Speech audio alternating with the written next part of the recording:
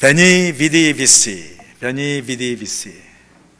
고대 로마 라틴어 경구로서 아주 유명한 말입니다.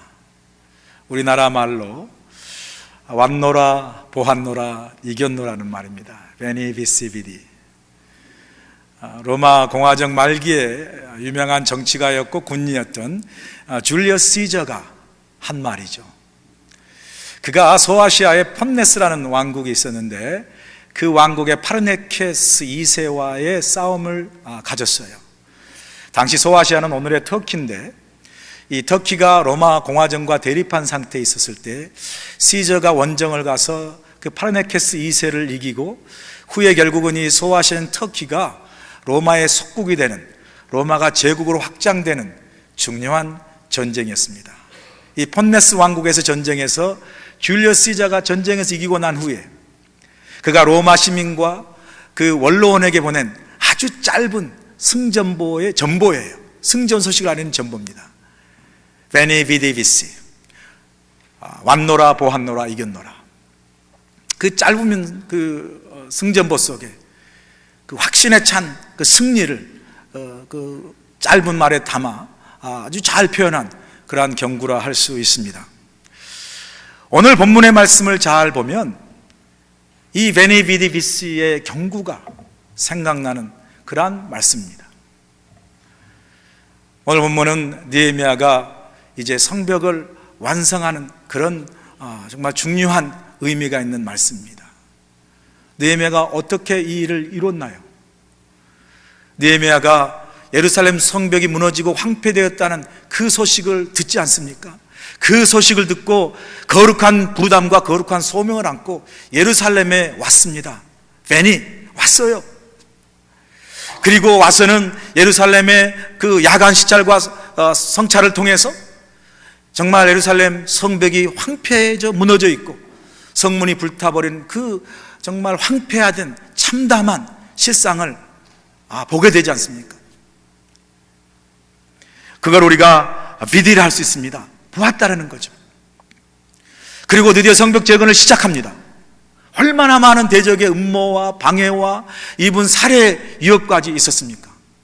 그런 많은 대적들의 방해와 회방과 공격에도 불구하고 그 영적 싸움에서 결국은 싸워 이겨서 비시죠. 이겼노라.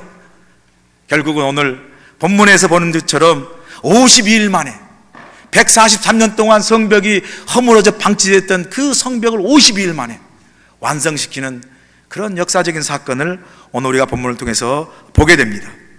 본문 15절 보세요. 성벽 역사가 52일 만인 엘룰월 25일에 끝났다, 그렇게 얘기합니다. 예루살렘에 건설한 이 성벽, 느헤미야가 건설한 성벽은 높이가 15m예요. 그리고 길이가 6.4km에 해당되는 긴 아주 큰 성벽이죠. 여러분, 집 한 채 짓는 것도 최소한 2, 3개월 걸리죠. 그런데 이렇게 높고 긴 성벽을 52일 만에 지었어요. 그래서 우리는 이것을 52일간의 미러클, 기적이라고 이야기하는 거예요. 52일간의 기적. 이 기적의 그 한복판에 기도의 사람, 믿음의 사람인 느헤미야가 있었어요. 느헤미야, 하나님의 사람, 평신도 지도자, 믿음의 사람이었던 느헤미야가 이 기적의 주인공이 되었다는 거예요. 여러분, 우리가 잘 알려진 유명한 천재적인 물리학자가 있죠. 아인슈타인은 다음과 같은 말을 남겼어요. 인생에는 두 종류가 있다. 모든 것을 우연히로 여기는 사람과 모든 것을 기적으로 믿는 사람이다. 나는 후자에 속한 사람이다. 나는 후자에 속한 사람이라는 무슨 말이에요? 나는 기적을 믿는다라는 거예요. 기적을. 천재 중에 천재고 가장 뛰어난 과학자였던 아인슈타인이 우연을 믿지 않고 기적을 믿었다는 것은 우리가 살고 있는 이 세상은 상식과 이성과 과학을 뛰어넘는 초자연적인 기적이 존재한다는 것을 실증적으로 고백하는 그런 고백 아니겠습니까? 여러분, 모든 것이 우연이 아니라면, 그래서 우리 가운데 초자연적인 기적이 정말 우연이 아니라면 그 기적을 우리 가운데 일으키신 분 누구겠어요? 그것은 결국은요, 자연을 다스리시고 우주를 통치하시고 우리의 인생을 주관하시는 하나님 한 분, 그분이 우리 삶 가운데 기적을 일으키시는 분인 줄로 믿습니다. 여러분, 제가 묻고 싶어요. 기적을 믿습니까? 이쪽은 기적이 안 날 것 같아요. 다시 한번, 여러분 기적을 믿습니까? 할렐루야, 믿습니다. 다시 한번 물을게요. 여러분은 우리의 삶 속에서 기적을 베푸시는 분이 하나님이심을 믿습니까? 기적은요, 상식적으로, 이성적으로, 과학적으로 가능한 것이냐 아니냐 실증의 문제가 아니에요. 입증하는 실증의 문제가 아니라 기적은 하나님의 존재하심과 그의 전능하심을 믿는 우리 믿음의 문제예요. 만약 여러분이 하나님이 지금도 살아계시고 우리와 함께 하시고 우리 안에 역사하시는 전능하신 하나님을 믿는다면 기적은 언제나 우리 가운데 일어날 수 있는 그러한 하나님의 능력의 역사인 줄로 저는 믿습니다. 여러분, 기적이라는 단어는요, 사람이 만들어낸 단어예요. 하나님에게 기적이라는 단어가 필요 없습니다. 그렇잖아요? 하나님은 전능하시잖아요. 하나님에게 기적이라는 단어가 필요 없어요. 하나님의 불가능한 단어가 필요 없어요. 왜? 하나님 모든 걸 다 이룰 수 있고 모든 걸 가능하게 하신 전능하신 하나님이기 때문에. 기적은 우리의 역사죠, 하나님의 역사가 아니에요. 왜? 하나님은 이미 모든 걸 이루시는 전능하신 하나님이시기 때문에 그래요. 우리가 믿음으로 반응할 때 우리 가운데 하나님의 능력으로 역사하는 것이 기적이에요, 여러분. 그러므로 기적은요, 믿는 우리가 하나님의 능력을 경험하는 그러한 통로인 줄로 믿습니다. 기적은 그래서 믿는 사람에게 일어나는 하나님의 역사예요. 하나님의 역사. 저와 여러분이요, 예수님이 하신 말씀, 할 수 있거든 무슨 말이냐? 믿는 자에게 능치 못할 일이 없느니라. 이 말은 믿는 자에게 능치 못할 일이 없다는 말은 우리가 무조건 믿기만 하면 기적이 일어난다는 소리가 아니에요. 그게 아니라 내가 믿어서 모든 걸 할 수 있는 것이 아니라 내가 믿는 하나님이 능치 못하심이 없는 하나님이시기에 내가 그분을 믿는 믿음 안에서 모든 것을 할 수 있다라고 고백하는, 교훈을 주는 주님의 말씀인 거예요. 하나님 안에서. 저와 여러분이 이런 믿음으로 역사한 하나님의 능력의 기적을 경험하는 귀한 기적의 주인공이 되길 간절히 소원합니다. 여러분, 느헤미야는 믿음의 사람이에요. 믿음의 사람이었어요. 52일간의 성벽을 완공할 수 있는 기적을 이뤘던 건 그의 믿음 때문이었어요. 생각해 보세요. 이제 성벽 재건이 완성됐어요. 여러분 생각해 보세요. 아마 제 생각에는 성벽 재건이 완성되었을 때 느헤미야가 그 성벽에 있는 망루 높은 곳에서 아마 서 있었을 거예요. 그러면서 이제 곧 완성된 성벽 완공된 성벽을 바라보았을 거예요. 길게 늘어난 성벽을 바라본 거예요. 여러분 한번 상상해 보세요. 얼마나 느헤미야가 마음이 감격스럽고 벅찬 어떤 감동과 벅찬 행복감에 젖었겠어요. 생각해 보세요.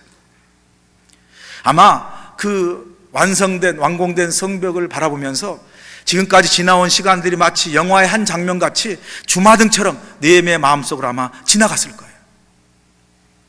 처음 예루살렘에 온 사람을 만났을 때 그 사람으로부터, 동생 하나냐로부터 예루살렘 성벽이 무너지고 성문이 불타 황폐되었다라는 말을 듣지 않습니까? 그 말을 듣고 얼마나 가슴 아파합니까? 그 말을 들으면서 가슴이 찢어지는 아픔을 느끼면서도 동시에 마음속으로 어떤 마음을 갖습니까? 강력하게 내가 거기 가서 예루살렘의 무너진 성벽을 다시 쌓아야겠다는 거룩한 부담을 갖게 되지 않습니까? 그게 바로 아닥사스 왕 20년 10개월 전인 기슬루월이었어요. 그때 보면요, 잘 읽어보시면 느헤미야 마음에 거룩한 부담과 거룩한 소망은 있었지만 어떻게 할지 모르고 막막한 상태예요. 막막한 상태. 아무 방법이 없는 거예요. 마음에 거룩한 소망은 있었지만 어떻게 할 수 없는, 그저 금식하며 무너진 성벽에 대해서 안타까운 마음으로 하나님께서 길 여시기를 바랄 뿐이었어요. 그래 하나님께 기도합니다. 하나님, 오늘 종이 형통하여 이 모든 사람들 앞에서 내가 하나님의 은혜를 입게 하옵소서 기도하죠. 그러니까 하나님께서 그 기도를 들으세요. 그리고 은혜를 베푸세요. 술 맡은 관원이 되게 하시는 거예요. 술 맡은 관원이. 여러분, 하나님은 우리의 기도를 통해서 역사하세요. 역사하세요. 그렇게 술 맡은 관원으로 하나님께서 길을 열어주시는데 그러면서도 아직 그 수산성에 머무르면서 어떻게 예루살렘 성벽을 건축할까 거룩한 부담을 갖고 기도하는 가운데 놀랍게도 전격적으로 4개월 만에 기회가 찾아온 거예요. 언제나 가능할까 싶었는데 막막한 가운데서 포기하지 않고 기도하니까 하나님께서 그 소명을 주신, 그 사명을 주신 하나님께서 그 일을 이루시기 위해서 하나님의 때가 되니까 전격적으로 하나님께서 역사하시더라는 거예요. 여러분, 이것이 하나님의 역사하시는 방법이에요. 정말 하나님께 소명받고, 그리고 정말 기도하는 사람들, 그것을 위해서 기도하는 사람들, 당시에 볼 때는 아무것도 보이지 않고 손에 잡히는 것이 하나도 없는, 모든 것이 너무 막막하고 언제 이루어질까 싶은 그런 상황 속에서도 하나님이 정말 원하는 일을 우리가 거룩한 부담을 안고 기도하면요, 하나님께서 우리 생각보다 훨씬 빠르게, 아니 우리 생각하지 못한 방법으로 하나님의 때에 전격적으로 길을 여시는 분이 우리 하나님이신 줄로 믿습니다. 길을 열으세요. 느헤미야도 마찬가지였어요. 아무런 대안도 없이 그저 모든 것이 막막한 상황에서 하나님 향한 거룩한 부담을 안고 간절히 기도할 때 하나님께서는 놀랍게도 그 길을 열어가시는 것을 우리가 보게 돼요. 어떻게 하나님께서 역사하십니까? 느헤미야가 평소에 전혀 왕이 평소에 느헤미야가 왕을 만났을 때 느헤미야가 따라주는 술에만 관심이 있었어요. 이 술이 독이 있나 없나, 이 술이 맛있는가. 한 번도 느헤미야 얼굴을 본 적이 없는 분이, 왕이 어느 날 갑자기 느헤미야 얼굴에 관심을 갖는 거예요. 누군가 여러분의 얼굴에 관심을 가지면 그 중요한 때예요, 여러분. 그 중요한 때예요. 갑자기 왕이 느헤미야 얼굴에 관심을 갖는 거예요. 네 얼굴이 왜 그러냐? 왜 얼굴에 근심이 있냐? 이때예요, 느헤미야는 이것이 하나님께서 내게 길을 여시는구나 알았어요. 그러면서 기도하면서 대답합니다. 내가 두고 온 이 조상의 묘실, 예루살렘 성이 황폐되어 있습니다. 그러니 내 마음에 가슴이 아프고 내 마음에 수심이 있습니다 라고 이야기하는 거예요. 그랬더니 이 아스사다 왕 입에서 정말 그가 원했던 말이 나와요. 무슨 말이에요? 내가 내게 무엇을 해주면 좋겠냐? 그럴 때 이야기합니다. 나를 예루살렘으로 보내주십시오. 가서 성벽을 쌓을 수 있도록 유다 총독으로 나를 임명해 주십시오 라고 그 부탁을 받고, 그뿐만 아니라 모든 길을 열어주고 모든 필요한 자원들을 다 그에게 주면서 그가 유다 총독을 받고 파송한 때가 6개월 전인 니산월, 우리 달력으로 3월 내지 4월 그 사이에 있었던 이야기예요. 부지런히 준비했어요. 한 달도 안 되는 시간 동안 준비해가지고 유대 땅으로 출발한 것이 5월 초, 한 2달 정도 걸려서 여행해가지고 도착합니다. 그게 바로 2달 전입니다. 예루살렘에 도착했죠. 3일밖에 쉬지 않아요. 그리고 바로 성벽 공사를 하는데 백성들을 독려하는 게 중요했어요. 왜? 이미 패배감에 젖어 있고 아무것도 할 수 없다라는 그런 낙심과 절망감에 있는 백성들에게 하나님의 선한 손이 우리를 도우셨다, 나를 도우셨다, 그러니 우리가 예루살렘 성을 건축하여 다시는 하나님의 백성으로 수치를 당하지 말자라고 이스라엘 백성들을 독려하죠. 하나님의 그 감동에 사로잡혀서 느헤미야가 비전과 사명을 시행하니까요, 백성들이 감동을 받잖아요. 우리가 함께 힘써 일어나 성벽을 재건하자 시작합니다. 그러나 우리가 보는 대로 대적들의 공격이 있습니다. 산발락과 도비아와 게셈이 공격합니다. 방해합니다. 심지어 느헤미야를 죽이려는 음모와 술책을 갖가지 방법으로 동원하지 않습니까? 안으로는 내부적인 분열이 일어나죠. 어렵게 공사하며 힘들게 사는 백성들의 그 가난과 고통을 역이용해서 고리대금으로 자기 사리 사욕을 착취하는 귀족들의 이기심 때문에 백성들이 동요되는 거예요. 이 외부와 내부의 공격과 어려운 문제, 이 모든 방해와 모든 영적 싸움을 다 이기고 52일 만에 이 성벽을 완공합니다. 이때가 바로 오늘 본문의 엘룰월 25일, 우리 달력으로 지금 9월달이에요. 지금 9월달. 저는요, 오늘 설교를 준비하면서 이 9월달에 성벽 재건을 완성해 주신 하나님의 말씀을 주시는 것도 우리에게 중요한 메시지가 있다. 9월을 새롭게 시작하면서 이제 늦은 우리의 신앙도 다시 한번 추스려서 하나님 앞에서 우리 믿음을 온전히 세우기를 원하신 하나님의 거룩한 뜻이 있는 줄로 저는 믿습니다. 하나님의 영적으로 우리가 세워지는 그런 때가 됐다는 걸 우리에게 말씀해 주는 거 아니겠어요? 제가 지금까지 느헤미야가 지나온 길을 회상한 거예요. 아마 제가 말한 것을 느헤미야가 성루를 바라보면서 회상했을 거예요. 지나온 시간 회상합니다. 공사를 시작한 그 순간부터 완공의 그 순간까지 여러 대적들의 방해와 내부적인 분열과 분란의 문제로 인하여 위기 때마다, 어려울 때마다, 고비 때마다 지혜를 주시고 도우시고 함께 하셨던 이 하나님의 손길을 아마 기억했을 거예요. 사랑하는 성도 여러분, 느헤미야처럼 이 시간 여러분이 지나온 여러분의 인생을 한번 돌아보세요. 저는요, 인생도 느헤미야가 성벽을 쌓은 것처럼 인생도 어쩌면 성벽을 쌓는 것이라고 생각합니다. 인생도 어떻게 보면 우리가 하루하루 세월을 살아가면서 우리가 바랐던 어떤 인생의 성을 차곡차곡 벽돌 쌓듯이 쌓아오는 게 인생 아니겠습니까? 여러분이 여러분의 인생을 쌓아오면서 걸어온 그 지나온 시간들 한번 돌아보세요. 인생을 돌아보면 사는 것이 그렇게 넉넉하지 않지 않습니까? 지나보면 내가 쌓아온 인생의 걸음, 내가 쌓아온 인생의 성, 그 쌓는 과정에서 어려움이 있었고 아픔이 있었고 굴곡이 있었고 부침이 있었고 고비가 있었음을 아마 누구든 다 고백할 겁니다. 완벽한 인생 없어요, 여러분. 누구든지 어떤 모양이든지 인생의 어려움과 고비가 있었어요. 제가 설교를 준비하면서 제가 살아온 인생의 어떤 그 성벽, 인생이 걸어온 걸 한번 돌아봤어요. 나는 인생을 살아오면서 어떤 어려움과 굴곡이 있었는가.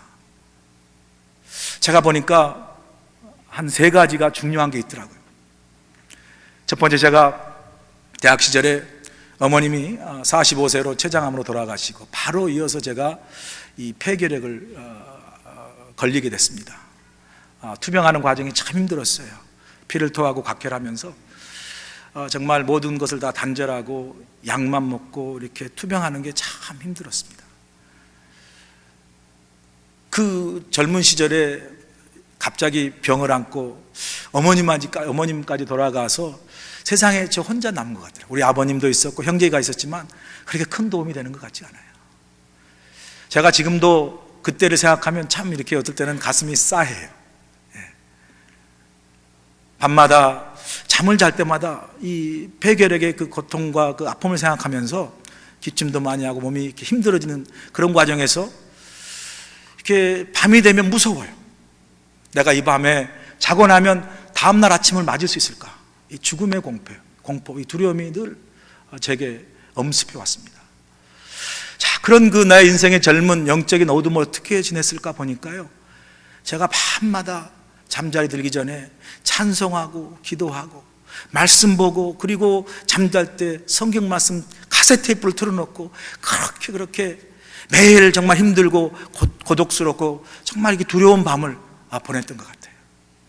그때 그 고통스러운 밤, 두려웠던 그 밤을 하나님께서 나와 함께 하셔서 내가 그 정말 힘들고 어려운 고통의 터널을 지났더라고요. 결혼해서 이제 제가 1년 되자마자 미국으로 유학 갔습니다. 그리고 저희 둘째 딸을 이제 저희 집사람이 갖게 됐어요. 그러던 어느 날 임신 7개월 좀 지났을까요? 저희 집사람이 월요일날 새벽 4시에 퉁 하고 뭐가 떨어진 소리가 나는데 깜짝 놀라서 일어났어요. 보니까 우리 집사람이 쓰러졌어요. 임신 중독증으로 쓰러졌습니다. 임신 후 특징이 막 고혈압이 일어나고요, 막 머리가 깨질 듯 하면서 쓰러진 거예요. 혈압이 터진 겁니다. 뇌출혈이 생기고 브레인 해머리지가 생기고 응급실로 실려갔어요. 저희 딸을 그 C섹션에서 분만했는데 저희 딸도 태가 감겨가지고 또 이 딸도 위험하다고 인큐베이터로 들어가고요. 저희 집사람은 완전히 코마 상태에서 거의 한 17일 있었던 것 같아요. 그렇게 제가 너무 힘들어가지고 그 병원에 주저앉았습니다. 저도 그냥 누웠어요. 너무 힘들어가지고. 정말 그때 가장 힘들었던 제 인생의 가장 큰 고통의 순간이었던 것 같아요. 내가 과연 우리 집사람과 우리 아이를 다시 볼 수 있을까? 네. 그런데 하나님께서요, 기적같이 살려주셨어요. 기적같이. 제가 할 수 있는 건 딱 한 가지, 하나님 살려달라고 기도하는 것밖에 없어요. 그리고 하나님께서 정말로 제 기도를 들으시고 살려주셨어요. 우리 집사람이 깨어나기 시작하는데요, 처음에 얼굴이 그냥 코와 눈이 구분이 안 되고 민둥산이에요. 너무 부어가지고. 그래서 이 브레인 해머리지가 있었는데 그래도 자연적으로 치유할 수 있을 것 같다. 그 신경외과 의사가 그렇게 이야기하더라고요. 우리 집사람 깨어나가지고 의사가요, 몇 개냐 이렇게, 이게 몇 개냐, 2개, 이게 몇 개냐, 5개 이렇게 물어보더라고요. 너무 감사한 건요, 의사가 이거 몇 개냐 할 때 5개라고 말하지 않는 게 너무 감사해요. 제가 만약 이걸 5개라고 얘기했으면 그 5개라고 믿고 사는 여인과 평생 살 뻔했어요. 너무 감사해요, 정말. 여러분 생각해 보세요. 이게 2개라고 말하는 사람은 어떻게 삽니까? 그래서 살아야죠. 야, 우리 딸도 기적까지 살았어요. 그 이름을 그레이스로, 하나님의 은혜라 붙였어요. 어느 날 우리 딸이 와가지고, 아버지, 나는 정말 놀라운 사람인가 봐. 너무 스윗하고 예쁜 사람인가 봐. 왜? 나는 교회만 가면 사람들이 놀랍고 스윗하대. 왜? 어메이징 그레이스 하우 스윗 더 사운드 맨날 노래를 부른다는 거야. 자기 이름 그렇게 높인다는 거야. 그래서 내가, 맞아. 너 이름이 그렇게 귀하고 너가 바로 하나님의 은혜의 열매다라고 제가 이야기했습니다. 할렐루야. 야, 정말 하나님이 도우셨어요. 세 번째 보니까 제가 저희 처남이 있었어요.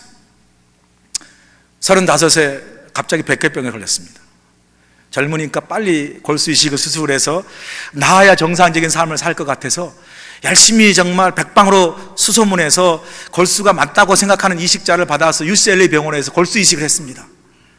그리고 한 달이 지나서 이제 정말 다 나아서 앞으로 잘 몸 조리하면 낫겠다 싶었는데 한 달 후에 갑자기 거부 반응이 일어나면서 그 한 달을 넘기지 못하고 세상을 떴습니다.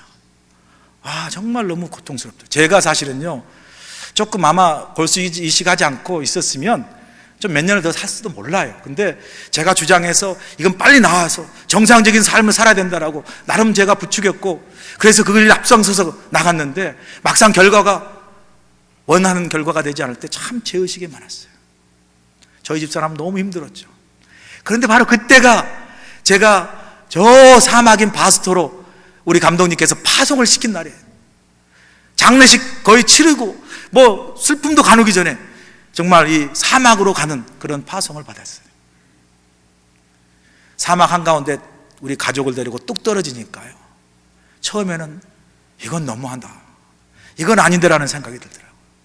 너무 힘들고 슬픈데 정말 좋은 도시에 살다가 정말 무인도 같은 사막에 이렇게 떨어뜨릴 수가 있나. 그런데요, 하나님이 그 사막에서 저와 우리 집사람과 우리 가족을 떨어뜨린 그 때문에 우리는 거기서 오직 하나님만 바라볼 수 있었어요. 오직 하나님만 의지할 수밖에 없었어요.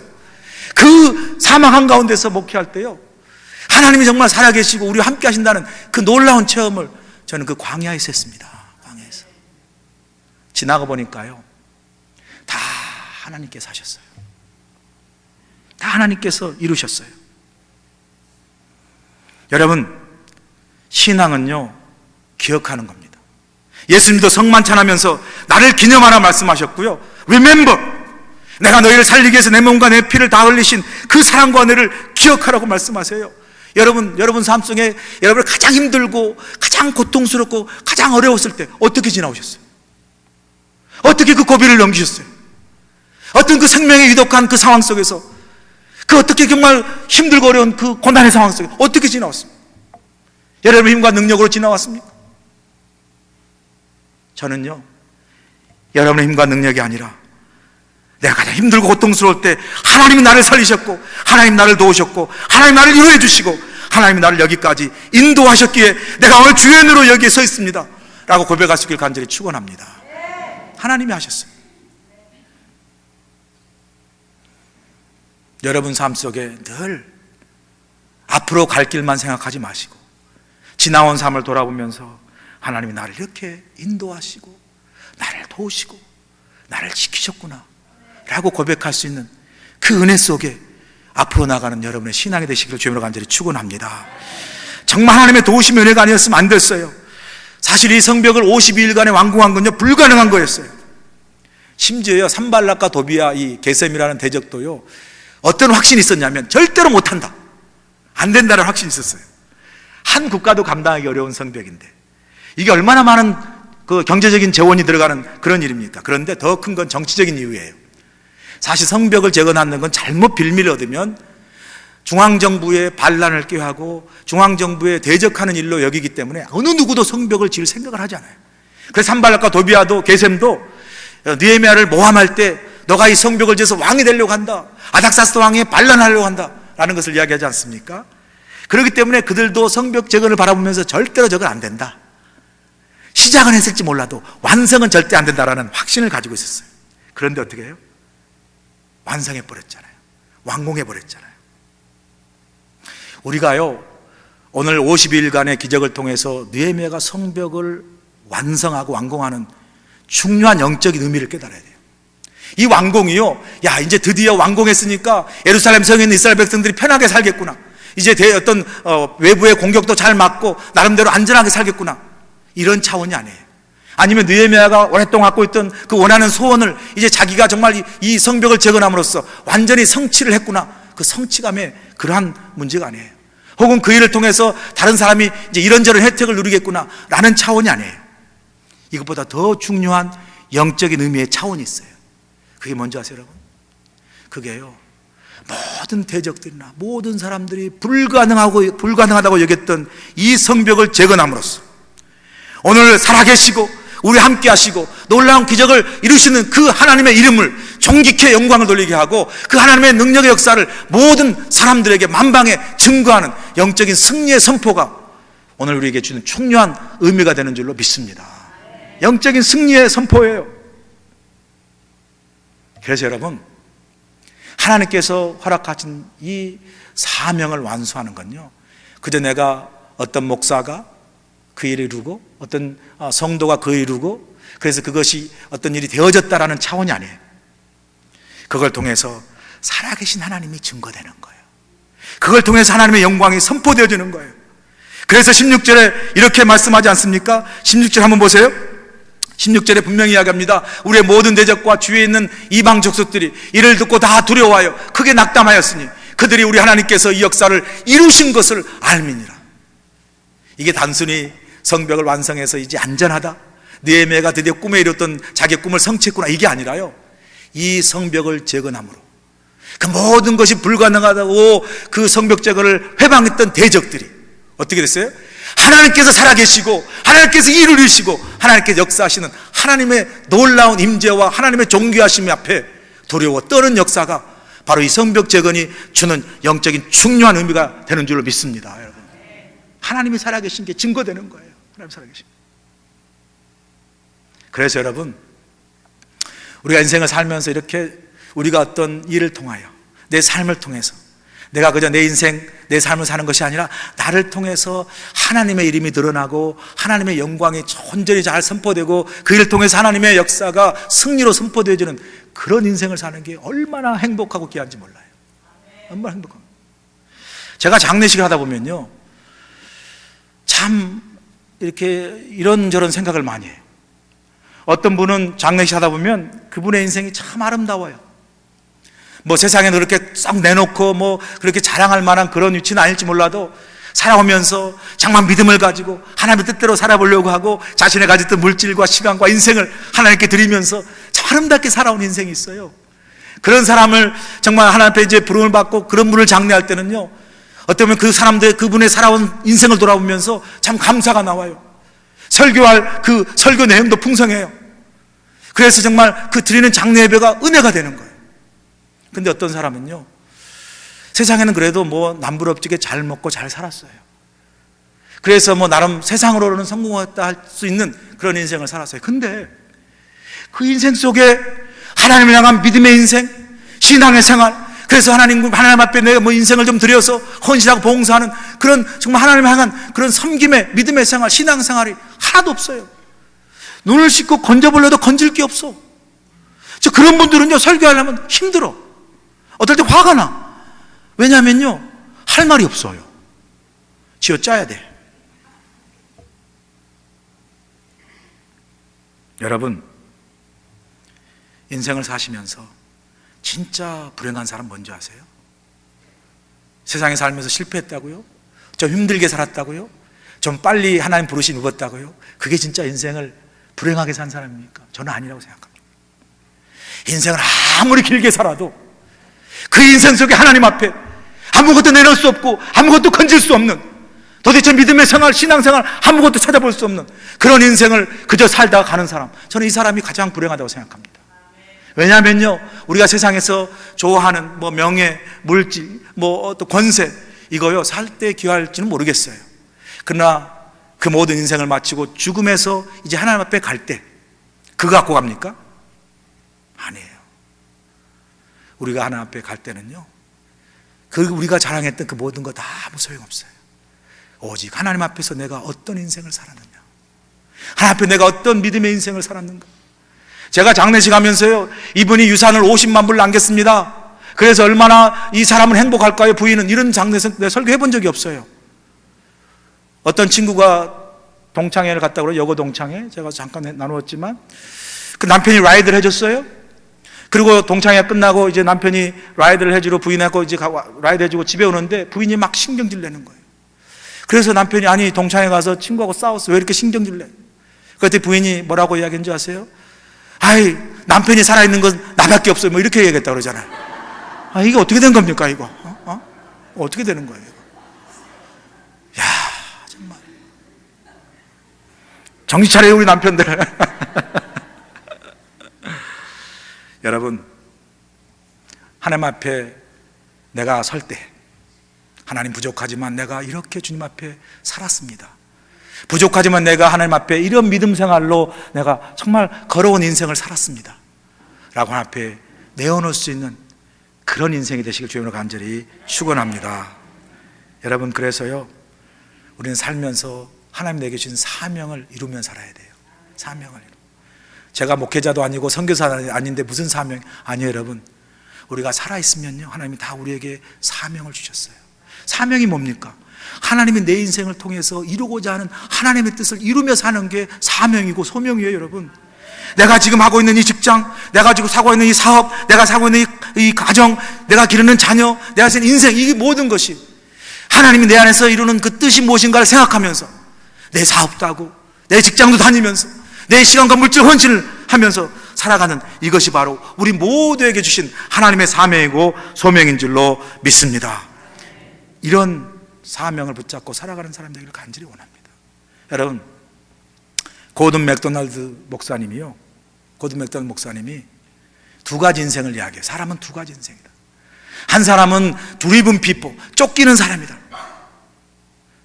그 쫓기는 사람이 뭡니까? 인생의 성공을 위해서 열심히 사업하고 열심히 정말 뛰어다니고 열심히 애를 쓰는데 정작 내 마음은 공허해요. 내 마음은 무엇을 위해서 열심히 달린 것 같은데 내 마음은 항상 갈급함이 있어요. 그래서 삶이 항상 그 바쁘고 어떤 정말 나를 항상 힘들게 하는 그런 걸로 돌아가요. 그게 드리븐 피플, 쫓기며 사는 인생이에요. 반면에 called people, 부름받은 사람이 있어요. 하나님이 내 인생을 부르셨다. 지금 내가 하고 있는 직장, 내가 하고 있는 사업, 내가 살고 있는 이 생명마저도 하나님이 나를 부르셨기에 그 일을 통해서 내가 하나님이 이루시는 일이 무엇인가, 믿음의 인생을 붙잡고 부름 따라 살아가는 인생, 이것이 called people이고 이 사람 속에 인생에 참 행복이 있고 참 보람이 있고 사명을 이루는 사람에게 주시는 하나님의 행복이 여러분 경험되길 간절히 소원합니다. 하나님의 사명이 있어요. 50일간의 기적은요 정리하면 하나님이 하셨어요. 16절 보니까 우리의 모든 대적과 주위에 있는 이방 족속들이 이를 듣고 다 두려워하여 크게 낙담하였으니 그들이 우리 하나님께서 이 역사를 이루신 것을 알미니라. 여러분, 이 모든 일을 이루신 분은 바로 하나님이신 줄로 믿습니다. 느헤미야는 하나님께 영광을 돌려요. 저희가 성전 건축을 하고 제일 먼저 입당할 때 썼던 배너에 쓴 그 글이 있어요. 그 글이 뭐냐면 하나님이 하셨습니다. 이 모든 영광을 하나님께 돌립니다. 그리고 느헤미야는요 기도와 믿음으로 나갔어요. 그리고 느헤미야 기도와 믿음과 함께 백성들이 모두 함께 했어요. 그리고 가장 중요한 거, 느헤미야는 그 성벽을 이루는 모든 과정에서 있었던 영적인 전쟁과 영적인 싸움에서 믿음으로 승리하였기에 이 52일간의 기적이 가능한 줄로 믿습니다. 저와 여러분이 인생을 살아갑니다. 힘들고 어려운 일이 있습니다. 그 어려운 일이 있을 때마다 느헤미야처럼 하나님의 거룩한 부담을 갖고 사명을 갖고 하나님이 나를 도우시는 그 믿음에 안에서 주시는 그 하나님의 능력을 정말 확신한 믿음을 가지고 여러분 삶 속에서 역사하시는 하나님의 손길을 통하여 여러분의 삶을 치유하시고 회복하시는, 그래서 여러분의 삶을 기적 가운데 하나님께로 이끄시고 전능하신 하나님의 영광을 선포하게 하는 우리 교회 여러분의 삶이 되시기를 주님으로 간절히 축원합니다. 기도하시겠습니다. 좋으신 아버지 하나님 감사합니다. 오늘도 저희를 사랑하셔서 하나님의 귀한 은혜를 힘입게 하시고 50일간의 기적을 통하여 하나님의 놀라운 능력의 역사를 선포하게 하는 느헤미야의 성벽 재건의 그 역사가 우리의 삶 속에, 우리 교회 속에 하나님의 놀라운 역사를 선포하는 놀라운 하나님의 그 축복의 역사로 나타나기를 소원하오니 오늘도 믿음을 붙잡고 믿음으로 승리하며 나아가는 하나님의 백성들 되도록 축복하여 주시옵소서. 예수님의 귀하심으로 감사하며 기도합나이다. 아멘.